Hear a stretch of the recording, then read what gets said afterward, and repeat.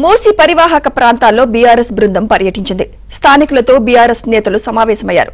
వారి సమస్యలు తెలుసుకున్నారు.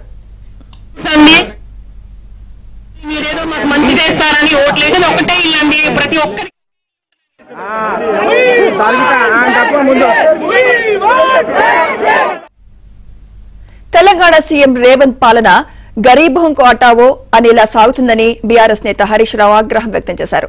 హైడ్రా నిర్వాసితులకు బీఆర్ఎస్ పార్టీ అండగా ఉంటుందని, ఇప్పటికైనా ప్రభుత్వం మూసీ పరివాహక ప్రాంతాల్లో కూల్చివేతలు ఆపివేయాలని డిమాండ్ చేశారు.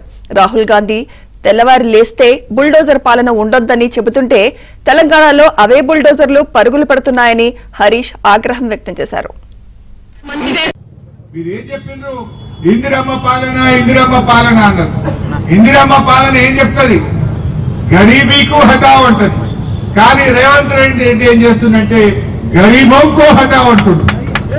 या तुम गरीबी को हटाना चाहते या गरीबों को हटाना चाहते मैं पूछना चाहता हूं. ये इंदिरम्మ పాలన అంటే పేదలకు కూడు గుడ్డ నీడిచ్చేది ఇందిరమ్మ పాలన. కానీ నీ ఇందిరమ్మ పాలన పేదల బతుకులు కూల్చే ప్రయత్నం చేస్తా ఉన్నావు, పేదలను ఇబ్బంది పెట్టే ప్రయత్నం చేస్తా ఉన్నావు. ఇలా ఆలోచించాను. కాంగ్రెస్ పార్టీ అంటే హస్తం గుర్తు. మీరు అప్పన్న హస్తం ఇస్తారా, భస్మాసుల హస్తం అవుతారా? బుల్డోజర్కి రాజ్యం ఏంటి?